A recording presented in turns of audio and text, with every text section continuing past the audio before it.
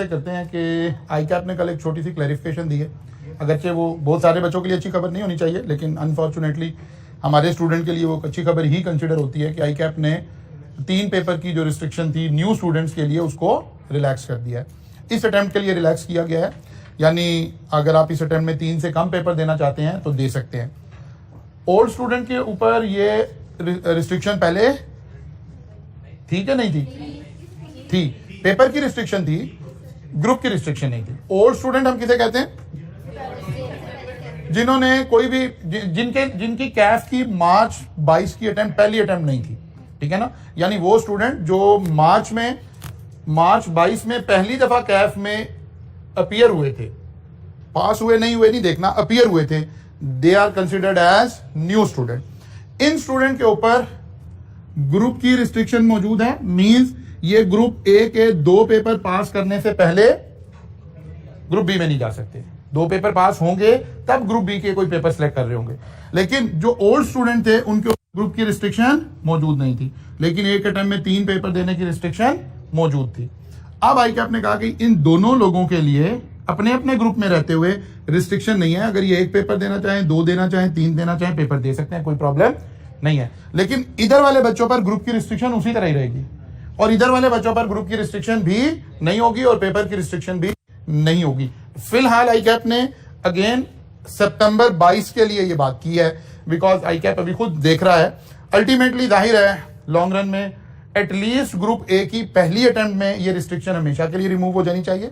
Because जो आपने setup बनाया है, आप पीआरसी के एग्जाम हर महीने ले रहे हैं, तो जो बच्चा एग्जाम से 2 महीने 2.5 महीने पहले पीआरसी पास करेगा, अब वो 3 पेपर तो नहीं दे सकता।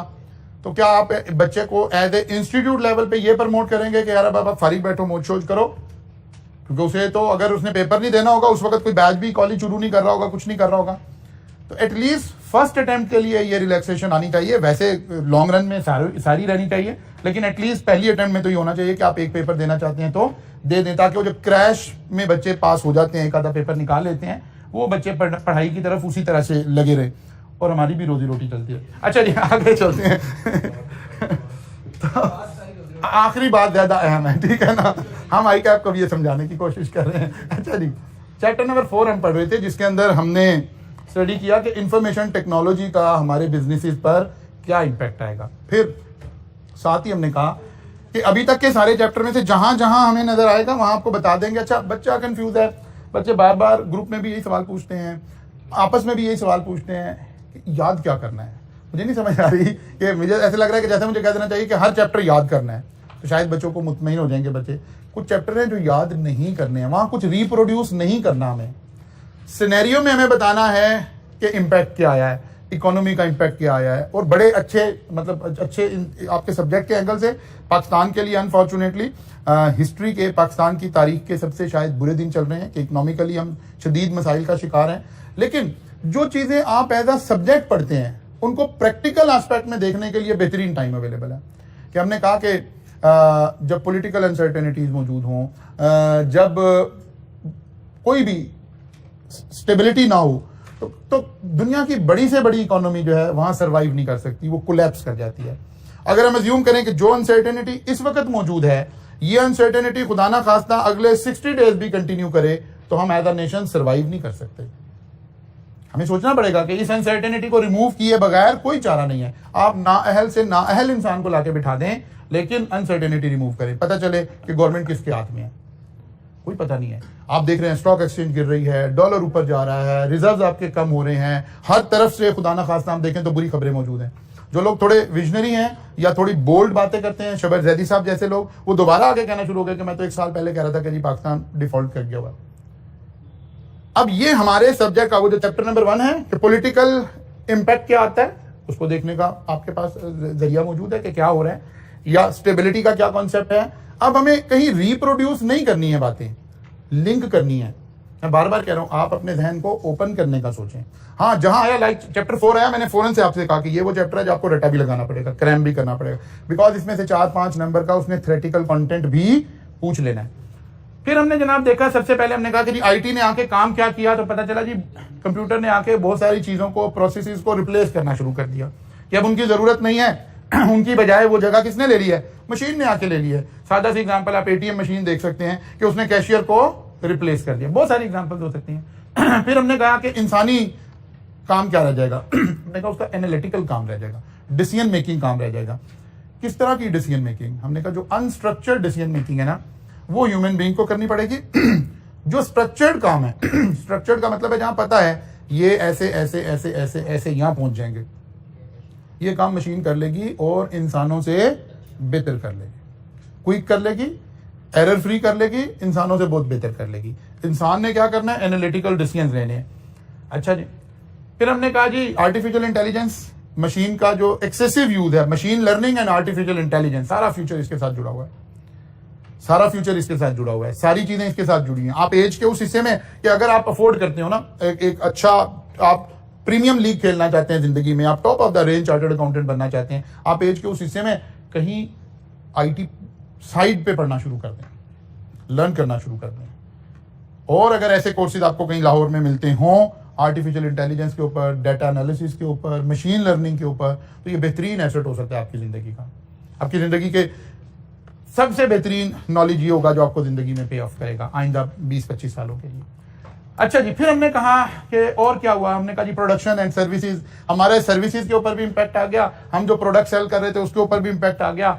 फिर हमने कहा हमारा जो ऑर्गेनाइजेशन स्ट्रक्चर है वो भी डिस्टर्ब होना शुरू हो गया, वो जो एक लॉन्ग हायरार्की थी वो शॉर्ट होना शुरू हो गई। फिर हमने कहा जी बहुत सारी चेंजेस आना शुरू हो गई, डाउन साइजिंग आ गई, डी लेयरिंग आ गई, आउटसोर्सिंग आ गई, रिस्ट्रक्चरिंग आ गई। अब हो सकता है एग्जामिनर सिर्फ 2 मार्क्स के लिए आपसे पूछ रहा हो कि डाउन साइजिंग से क्या मुराद है, डी लेयरिंग से क्या मुराद है, what is the difference between downsizing and delayering, ठीक है ना? आउटसोर्सिंग क्या है, what are the examples of outsourcing. अच्छा, अभी एग्जामिनर का फोकस ये है कि वो चाह रहा है, इंप्रेशन हम एक आईकैप में रखना चाह रहे हैं कि शायद हम प्योर रट्टा नहीं पूछ रहे हैं।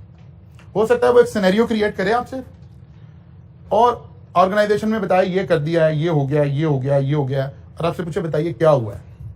मतलब कहा जी हमने देखा कि यहाँ सैलरी मिनिमम वेज बहुत ज्यादा इंक्रीज हो गए हैं और फला मसला है, फला मसला है, हमने अपना अकाउंट्स डिपार्टमेंट आउटसोर्स कर दिया। किसी ये नहीं लफ्ज नहीं यूज किया, उसने कहा जी हमने अपने अकाउंट्स डिपार्टमेंट के लिए एक चार्टर्ड फर्म हायर कर लिया, वो हमारे अकाउंट डिपार्टमेंट की टेक केयर कर रही है। सिनेरियो क्रिएट कर दिया उसने। अब हमने बताना है ये आउटसोर्सिंग हो गई है, ठीक है ना? फिर हमने कहा जी हमने 20 लोग रखे हुए थे, अब हमें फील हुआ 3 लोगों से काम चल जाएगा, हमने बाकी के 17 लोगों को फायर कर दिया, तो पता चला डाउन साइजिंग हो गई है। डी लेयरिंग का मतलब था, उसने कहा जी हमने टॉप मैनेजमेंट के नीचे जो मैनेजर्स थे और उसके नीचे जो असिस्टेंट मैनेजर थे, हमने असिस्टेंट मैनेजर फारिग कर दिए हैं, अब मैनेजर ही डायरेक्टली कम्युनिकेट करा करेंगे किसके साथ? ऑपरेशंस के साथ। अब ये बजाहिर डाउन साइजिंग भी हुई है, लोग कम हुए, लेकिन नहीं, अब हम इसे डाउन साइजिंग नहीं कह रहे होंगे, डी लेयरिंग कह रहे होंगे।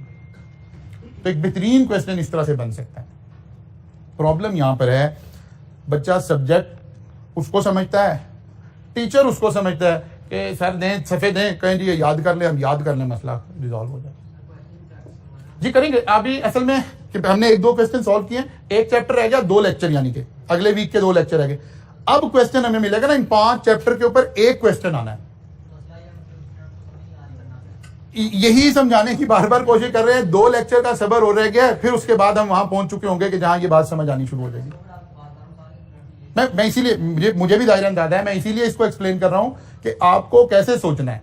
एक्चुअली आप देखें, आप क्या पढ़ रहे हैं? आईकैप की किताब पढ़ रहे हैं, आईकैप का कोर्स पढ़ रहे हैं। आप जरा चेक करें, आईकैप की बुक ने चैप्टर 1 to 5 कोई एक एग्जाम्पल, कोई एक क्वेश्चन डिस्कस किया? नहीं किया ना। अब टॉपिक का मिजाज ही ऐसे, क्या करें?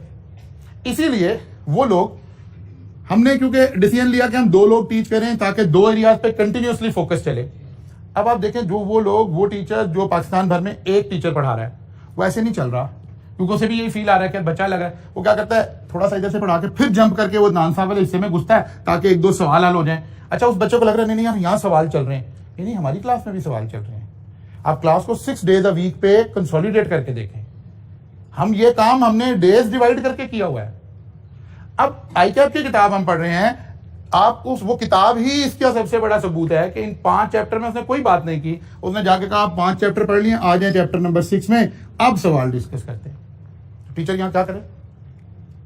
हमने तो फिर 2 चैप्टर करके इन्हीं में से सवाल उठा के कहा कि चलो ये 2 अप्लाई करके देख लेते हैं ताकि थोड़ा सा आपका लगे कि कोई चीज आगे चल रही है। तो एक्चुअली मिजाज को समझना पड़ेगा। एक दूसरी अप्रोच हो सकती थी, बास टीचर क्या करते हैं, चैप्टर 7 पढ़ाना शुरू कर देते हैं डे फर्स्ट पे। अब आपको नहीं पता पॉलिटिकल क्या होता है, आईटी क्या है, इकोनॉमिक्स क्या है, अब कुछ नहीं पढ़ाया। वो कहते हैं यार ये चीजें एग्जिस्ट करती हैं, बस फिलहाल हम अप्लाई कर रहे हैं। क्या ऐसे करें? हमें लगता है ये भी ठीक नहीं है यार, पहले बच्चों को ये एनालिसिस करके लेकर आए। तो इंशाल्लाह अगले 2 लेक्चर बच गए, 2 लेक्चर के बाद हम पास पेपर के क्वेश्चंस कर रहे होंगे, सारा कुछ कर रहे होंगे, चीजें आपको थोड़ी सी क्लियर हो जाएंगी कि क्या हो रहा है, कैसे हो रहा है, ठीक है ना। हमने पहले चैप्टर 2 और 3 पर भी पढ़ाओ करके 2 दिन इसीलिए सवाल सॉल्व किए थे कि ताकि आपको थोड़ा सा लिंकिंग पता चल जाए।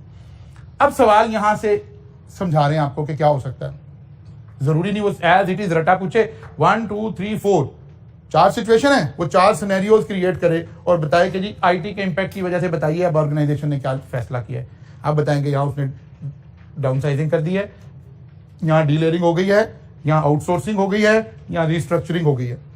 ठीक हो गई बात जी? आगे चल, फिर हमने इन सबको एक्सप्लेन करना शुरू किया। अब ये हम कह रहे हैं कि ये वो चैप्टर है जहां डाउन साइजिंग 2 मार्क्स के लिए पूछी भी जा सकती है, तो लगाए रटा यहां से, यहीं से याद कर ले। सबसे अच्छी बात है आईकैप की किताब से याद कर ले। एक फियर और है, एक प्रॉब्लम और है, हमारा जो सीए की टीचिंग है, बच्चा लफ्ज किताब से ही खौफ ज़दा है। जैसे हम कहते हैं ना बुक, वो कहते हैं अच्छा ये मुझे तो पढ़नी नहीं आती। अल्लाह के बंदो, जिस प्रोफेशन में आप आए हुए हो, ये प्रोफेशन सारा नॉलेज से दोस्ती लगाने का प्रोफेशन है।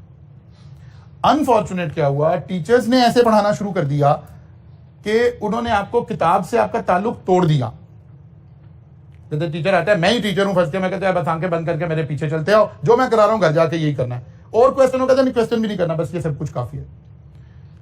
अब आईकैप को भी फील हो रहा है कि यार ये वाला एक प्रॉब्लम क्रिएट हो रही है। आईकैप आपका किताब से ताल्लुक जोड़ने के लिए क्या पॉलिसी बनाता है, वो कहता है ओपन बुक पेपर है यार, अकाउंटिंग स्टैंडर्ड 7 लेकर आ जाओ। आप में से बहुत सारे लोग FR2 पढ़ रहे होंगे इस वक्त, अकाउंटिंग स्टैंडर्ड पढ़ रहे हैं, पढ़ने चाहिए। अब आईकैप कह रहा है, एग्जामिनिंग बॉडी कह रही है स्टैंडर्ड इतने इंपॉर्टेंट है, आप एग्जाम में 7 ले आओ, और आप में से अक्सर बच्चों ने स्टैंडर्ड की किताब भी नहीं खरीदी हुई है।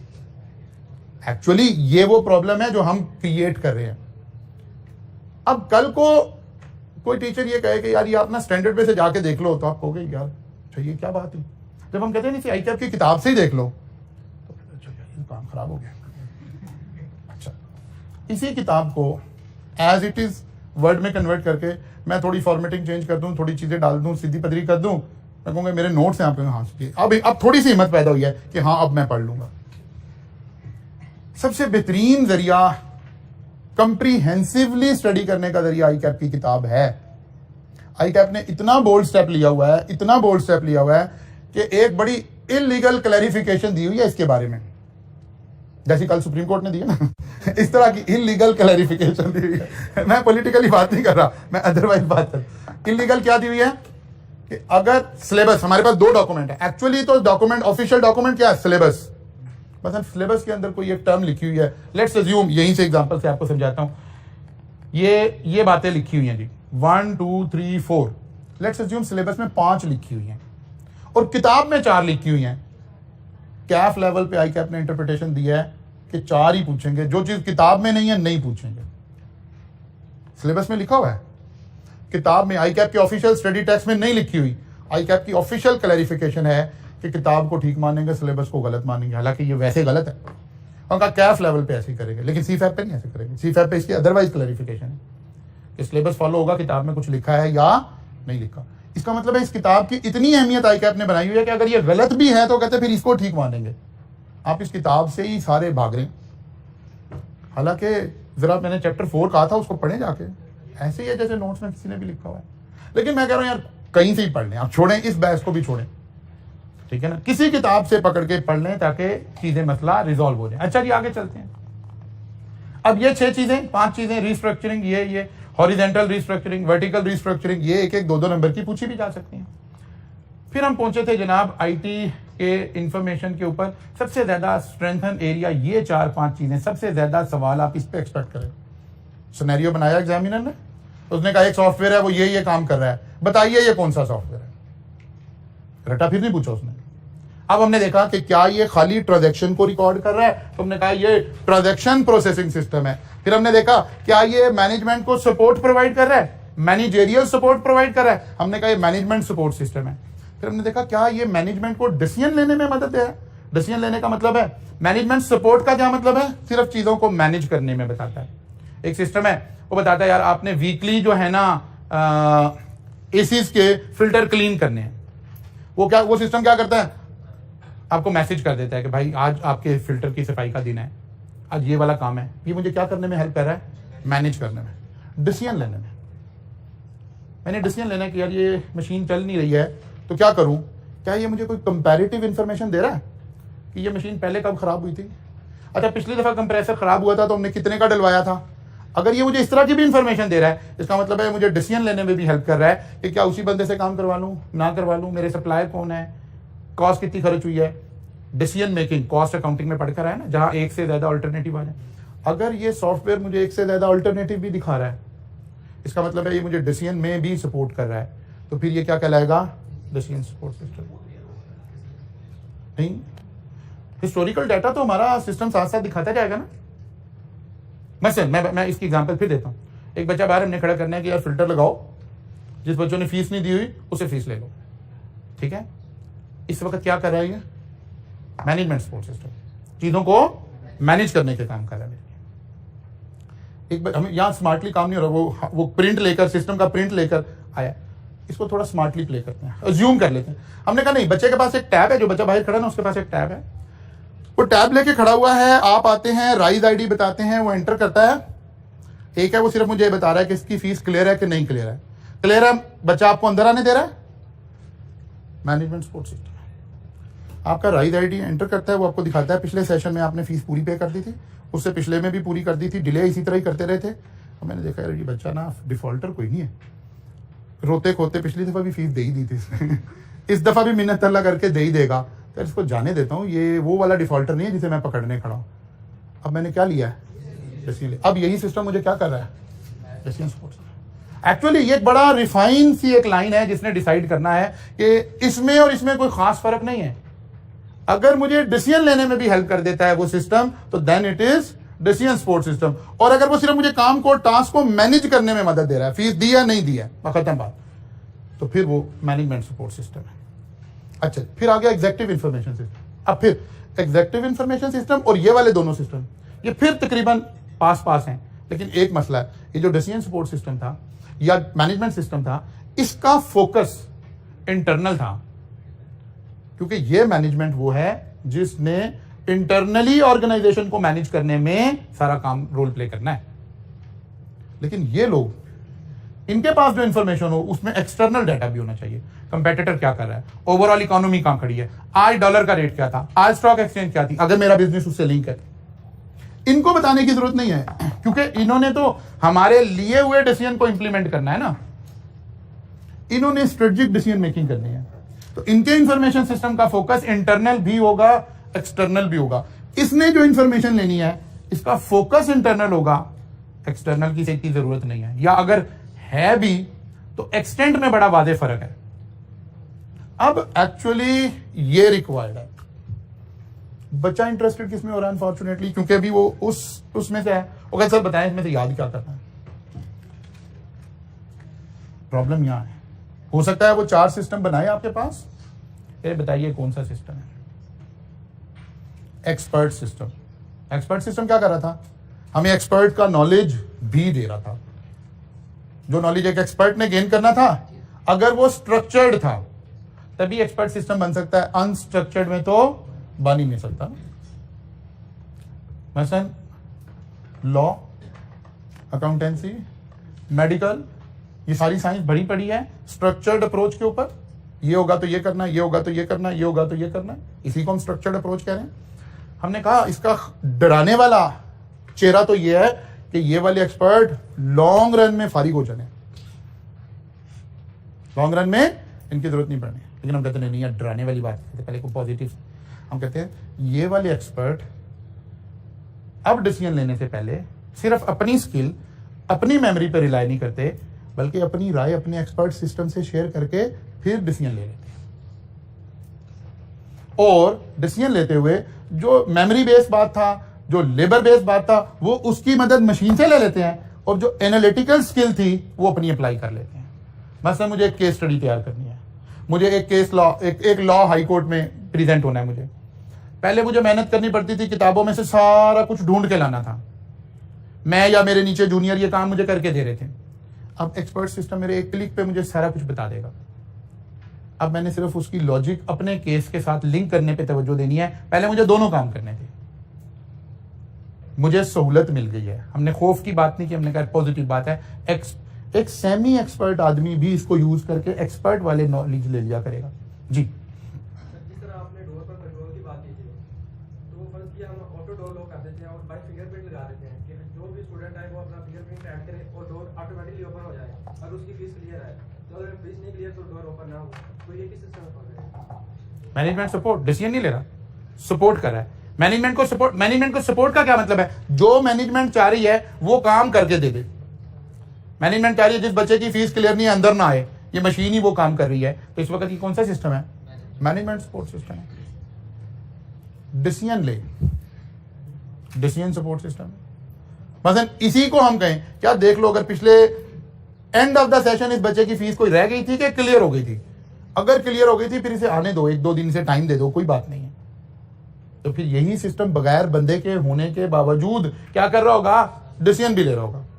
मशीन से भी आप डिसीजन करवा सकते हैं, ह्यूमन बीइंग से भी डिसीजन करवा सकते हैं। एक्सपर्ट सिस्टम, जहां एक्सपर्ट खुद या सेमी एक्सपर्ट इस सिस्टम को यूज करके डिसीजन लेने शुरू करेगा। कुछ राय वहां से ले लेगा, कुछ मशीन की मदद से चीजें ले लेगा, ताकि मेरा चांस ऑफ एरर क्या हो जाए? रिड्यूस हो जाए, कम हो जाए। जो मैंने गलतियां करनी है वो गलती ना कर रहा हूं, कुछ फायदा मुझे मशीन प्रोवाइड कर दे, कुछ इनपुट मैं खुद डाल दूं।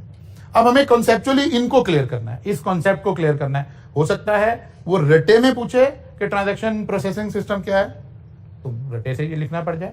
हो सकता है वो सिस्टम देने के बाद पूछे कि बताइए ये कौन सा सिस्टम, इसने ट्रांजैक्शन प्रोसेसिंग की है या के मैनेजमेंट की है या के डिसीजन सपोर्ट की है या के एक्सपर्ट सिस्टम है, क्या कर रहा है? ये इस तरह का सिनेरियो क्रिएट हो सकता है।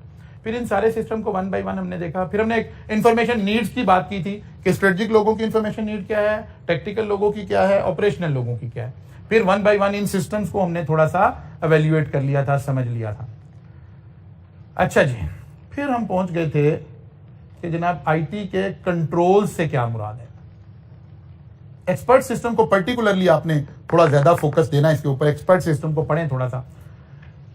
एक्चुअली उस होल को उतारें, वो जो हेलमेट आपने अपने दिमाग पर चढ़ा रखा है ना, जिसका मकसद ये है कि हर वक्त मेरे दिमाग को बंद रखने की कोशिश करे, कहीं ये खुलने की कोशिश करे तो मैं कहूँ नहीं, ये क्या हो गया, ये सर ने क्यों नहीं काम किया, ये मैं क्यों कर रहा हूं। इसको तोड़े, इससे बाहर आए। एक्सपर्ट सिस्टम, इसके ऊपर केस स्टडी आ सकती है। आपको एक्सपर्ट सिस्टम का अपना थोड़ा सा नॉलेज बढ़ाना चाहिए। यूट्यूब पर आज जाकर लिखें कि एक्सपर्ट सिस्टम क्या होते हैं, आपको दुनिया का बेस्ट नॉलेज नजर आएगा, दुनिया की बेस्ट वीडियोस नजर आएंगी। मेरे से ज्यादा बड़े बड़े टीचर नजर आएंगे वहां पर, पूरी दुनिया में से। उन्होंने अपनी जिंदगी का निचोड़ निकालकर वो 5 मिनट की 6 मिनट की वीडियो बनाई हुई होगी। हम क्यों घबरा रहे हैं उसे देखने से? हम तो खुद वो टीचर है, हम तो खुद आपको रास्ता दिखा रहे हैं कि उसको देखें, उसको समझें, इल्म के साथ दोस्ती पैदा करें। मेंटोर का काम, टीचर का काम आपको गाइडलाइन प्रोवाइड करना है, पर्टिकुलरली ऐसे सब्जेक्ट जिसमें दिमाग इस्तेमाल होना है। एक होता है कॉस्ट का पेपर में पढ़ा रहा होता है, मैं कहता वेरिएंस एनालिसिस ऐसे निकलने हैं, ये फार्मूला है, ये सवाल है, बस इसको कर लो। नहीं, यहाँ दिमाग ने इस्तेमाल होना है, तो कहीं उस दिमाग को इस्तेमाल करने की आदत भी डालनी पड़ेगी। फिर हम पहुंचे थे जी आईटी के कंट्रोल के ऊपर कि आईटी में क्या कंट्रोल आने शुरू। यहां भी ये बड़ी अहम बात है, virtual companies, online social media, ये वाली बातें इनको हमें देखना है, समझना है। अभी नेक्स्ट चैप्टर में फिर दोबारा ये डिस्कस हो रही है। 5 चैप्टर आई कैप आपको इसके ऊपर पढ़ा रहा है, 8 टोटल पढ़ने हैं हमने, उनमें से 5 चैप्टर और 6ठा इसकी प्रैक्टिस। पीछे 2 चैप्टर बचेंगे, सिलेबस खत्म हो जाएगा। बात समझ आ रही है? तो इसलिए इसका मतलब है आईकैप को पता है यहां हम बच्चे का ब्रेन ओपन करने की बातें कर रहे हैं, उसको एक्सटर्नल एनवायरनमेंट के साथ इन बातों को लिंक करना सिखा रहे हैं। इसके ऊपर सारा फोकस है। अच्छा जी, खैर वो कहते आईटी के कंट्रोल हमने लास्ट टाइम बात करके गए थे कि जनरल कंट्रोल्स लगाने हैं और फिर एप्लीकेशन कंट्रोलर।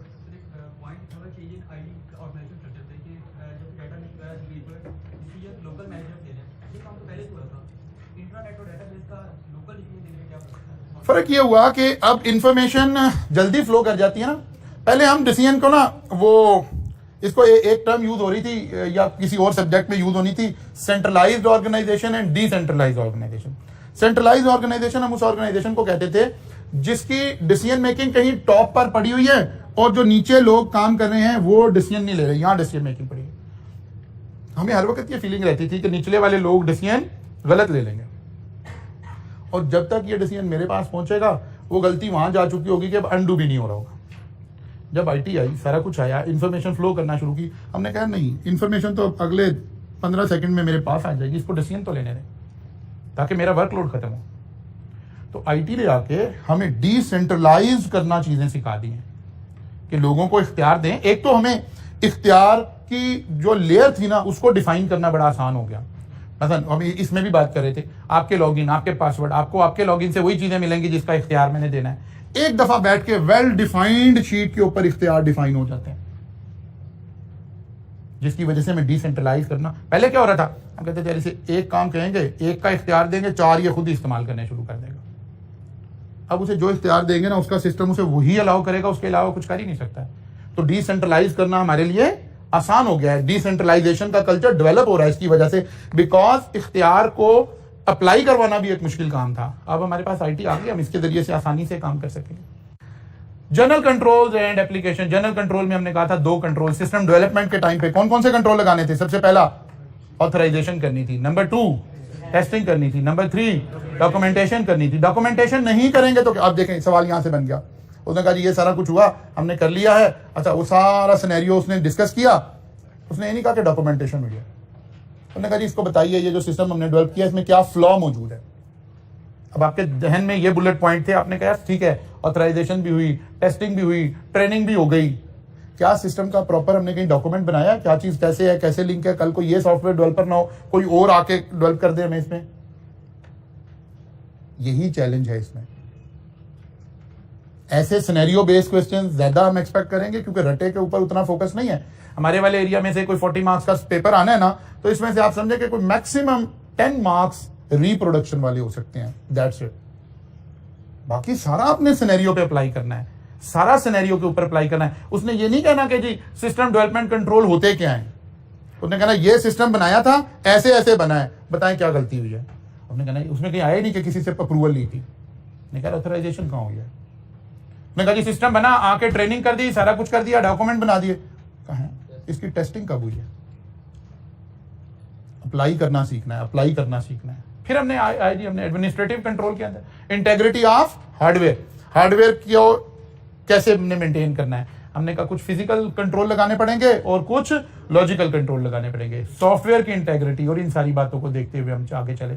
फिर हमने बात की application control, input of data और फिर मास्टर फाइल, इसके ऊपर कैसे कंट्रोल लगे। ये सारा काम हमने कर लिया। सारा चैप्टर आपके पास एक उसमें रिव्यू में भी नजर आ रहा है। चंद बातें बुक ने और लिखी हैं जिनमें से वायरसेस का थोड़ा सा जिक्र आ गया। फिर अगेन नजर आ रहा है 2-3 मार्क्स अगर वो रटे पर ही पूछने पर आ जाए और वो कहे कि नहीं यार बच्चे को खुश तो करना है ना, कुछ रटे में पूछ लो, तो फिर ये उसके पास एक ऑप्शन होगी कि वायरस होता क्या है। Virus are computer software that is design to deliberately corrupt computer system.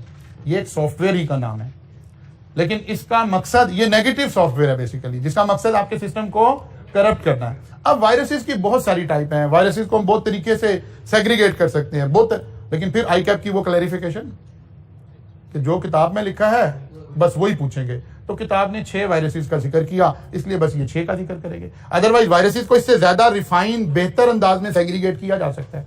मैं फिर आपको कहूंगा अपने दिमाग बंद ना करें। नॉर्मली टीचर आपको इस पर इंड्यूस नहीं कर रहे होते कि मेरे से पढ़ रहे हो और जाकर यूट्यूब पर इसी नॉलेज को कंपेयर करो। कोई टीचर आपको ये बात नहीं कर रहा, मैं दावे से कह रहा हूं। मैं कह रहा हूं आज ही जाके यूट्यूब पर लिखें what are the different type of viruses. एक 5 मिनट का क्लिप सुने, आपको पता चले अच्छा यार ये हो रहा है, ये हो रहा है, थोड़ा सा लिंक बनेगा। वो एक आईटी का स्पेशलाइज बंदा होगा, वो और 4 बातें कर रहा होगा, आपका विजन क्लियर हो जाएगा। लेकिन फौरन वापस आना है, उस आईकैप की क्लैरिफिकेशन को ध्यान में लाना है कि नहीं अगर कहीं 20 टाइप ऑफ वायरस लिखे हैं तो मेरे से ताल्लुक 20 का नहीं है, मैंने तो इन 6 वायरसेस को देखना है। ये क्या आ गया जी, ट्रोजन हॉर्स। ये क्या करता है, the type of virus that disguise itself often hidden with in other software file. ये क्या करता है, आपकी सॉफ्टवेयर फाइल में घुस जाता है किसी और फाइल में और खुद को वहां से हाइड करते हुए आपके बाकी सॉफ्टवेयर को और इन चीजों को करप्ट करना शुरू करता है। While the user think that the system is carrying out a program, the Trojan horse secretly carries on। ये छुप कर काम करता है, बाकी फाइलों को करप्ट कर देता है, बाकी सारे आपके सिस्टम को हाईजैक कर लेता है। अच्छा, अब इसमें और क्या क्या करता है ये ICAP की क्लैरिफिकेशन, इसके बारे में इतना किताब में लिखा, बस इतना चाहिए। जो ICAP खुद क्लैरिफाई कर रहा है, जो किताब में लिखा है बस ये सहीफा है, तो फिर इसी सहीफे को पढ़ लेते हैं, फिर इधर उधर क्यों भाग रहे हैं भाई। दूसरा वायरस वॉर्म, ये क्या करता है, this is corrupt data that replicate itself with in the system moving from one file और प्रोग्राम टू।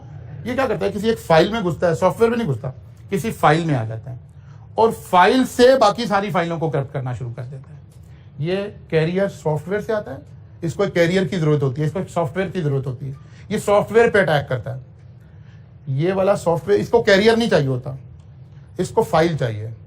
आपने CV बनाया किसी जगह पे बैठ के, वहां से कॉपी किया, उस सिस्टम में एक वायरस था, आपके वर्ड फाइल के अंदर वायरस आ गया। इस वायरस ने जाके बाकी सारी फाइलों को रेप्लिकेट करके खराब, उसकी कॉपीज बनानी शुरू कर दी, उसको कुछ करना शुरू कर दिया, thousands of millions of files create करना शुरू कर दी। इसको हम क्या कह रहे हैं। फिर तीसरा सॉफ्टवेयर आ गया trapdoor. Trapdoor is an entry point to a system. ये सॉफ्टवेयर कहां अटैक करता है, सिस्टम के एंट्री पॉइंट पर। एंट्री पॉइंट के कंट्रोल अब आपके ध्यान में होने चाहिए थे, पासवर्ड लगे हुए थे, लॉगिन लगे हुए थे। जब ये वाला वायरस आया ना, तो आपका स्टूडेंट लॉगिन था, एडमिन लॉगिन बन गया। अब आप बच्चे एनरोल कर करके लेक्चर बेचना शुरू कर दिया आपने पैसे शैसे कमा लिए, ठीक है। आपका पासवर्ड खराब हो गया, पासवर्ड को उसने ऐसा क्रैक कर दिया, कोई भी पासवर्ड, इंसान है ना, किसी सिस्टम पे बैठता है, तुक्का लगाता है। आप जो भी पासवर्ड लगा रहे हो वो एंटर होकर काम कर रहे हैं, क्या बात है, पहला ही तुक्का लग गया, वो तुक्का नहीं लग गया, उसने वायरस ने सारा काम खराब कर दिया।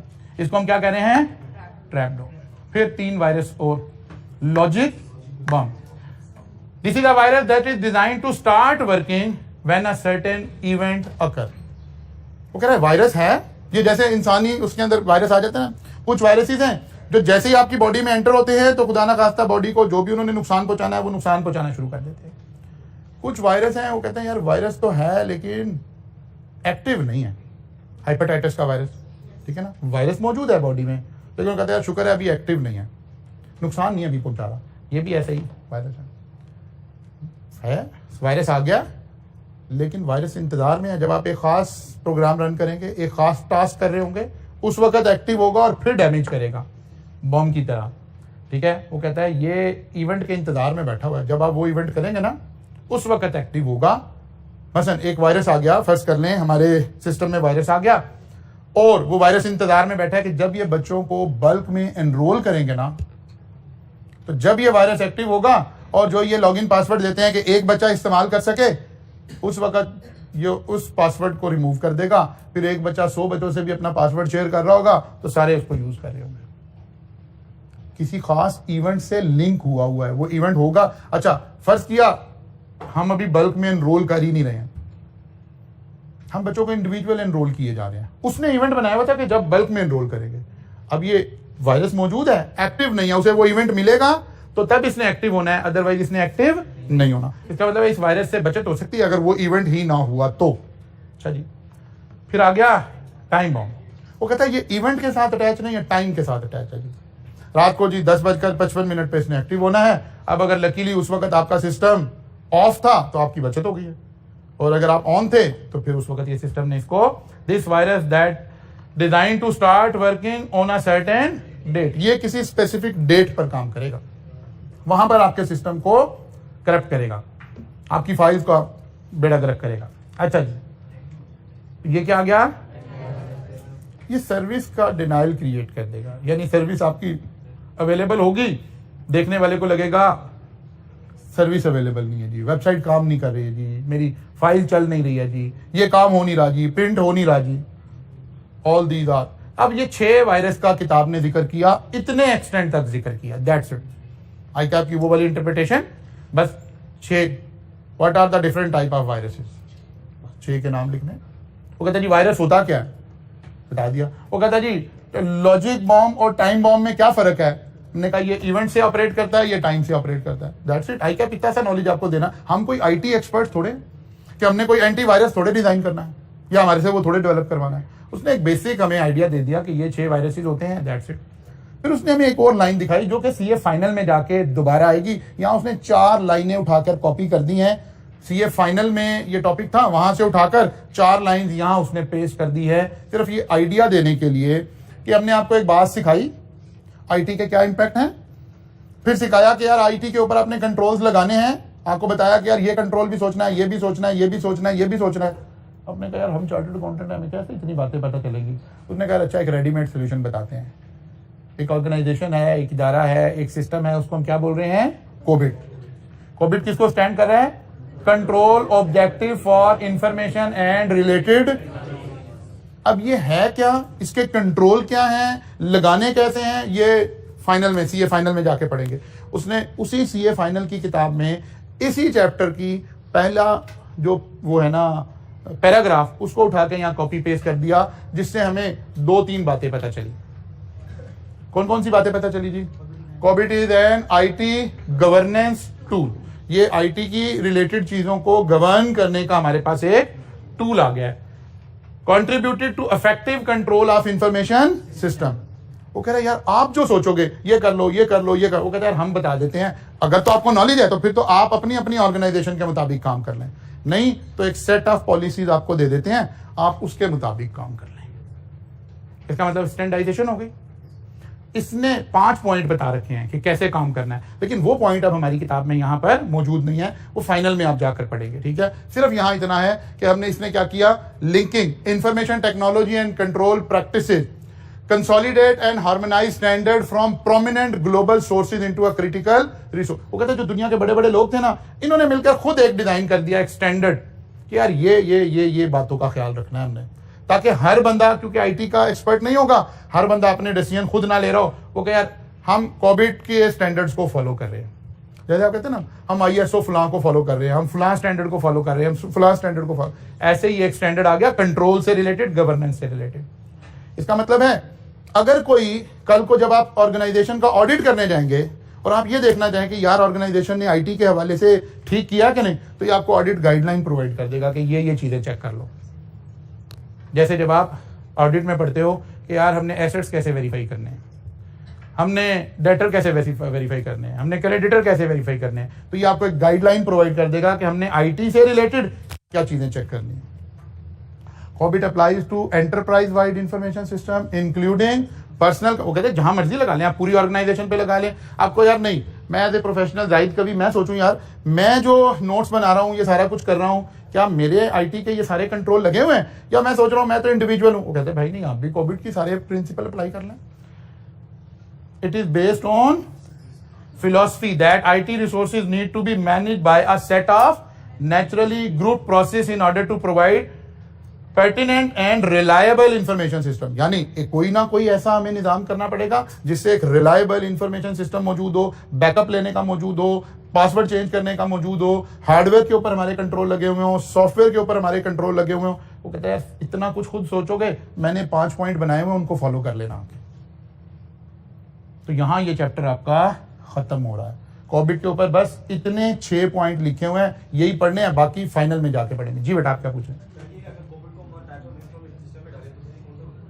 नहीं, कोबिट तो टाइप ऑफ इंफॉर्मेशन सिस्टम नहीं है, ये तो इंफॉर्मेशन को कंट्रोल करने का निजाम है, मैनेज। अगर वैसे आप नाम देना चाहें तो ये मैनेजमेंट सिस्टम है। ये मैं बता रहा है कि आप अपने आईटी के रिसोर्सेज को मैनेज कैसे करेंगे। ठीक हो गया जी। नेक्स्ट वीक आएंगे चैप्टर 5, मेरा ख्याल फर्स्ट 2 डेज लगेंगे, हमारे चैप्टर 5 कंप्लीट हो जाएगा, फिर हम क्वेश्चंस के ऊपर चले जाएंगे। सब्जेक्ट के मिजाज को समझें, उस मिजाज के साथ फ्लो करने की कोशिश करें। इंशाल्लाह नेक्स्ट वीक में आएंगे तो फिर सवाल और उस तरह की बातें हम कर रहे होंगे। नेक्स्ट वीक में मुलाकात होगी इंशाल्लाह।